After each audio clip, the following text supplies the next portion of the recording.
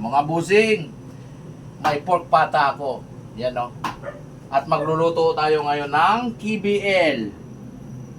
Kadyos, baboy at saka langka. Yan o.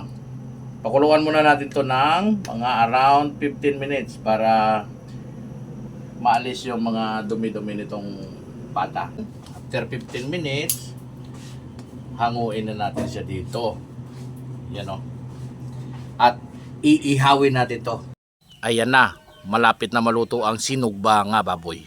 Pinakulo din pala natin yung langka natin para na matanggal yung pakla. Kasi kung ida-direct ito doon, matitikman mo yung parang may pakla ng konti kasi nang dahil sa dagta niya. Ilagay na natin ang sinugba nga baboy. Yan o.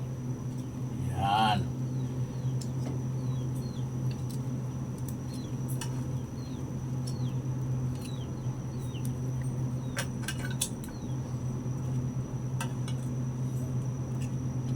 Isali na rin natin itong sili. Inihaw din natin to. Sisunod na din natin yung kadyos. Yan. Tanglad. At sibuyas. Pinakuluan natin na langka. Sasalakin lang natin to.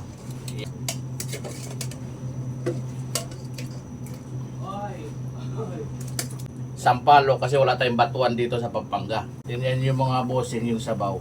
Yan ang kulay ng kadyos. Asin, kunti lang muna. Paminta, siyempre.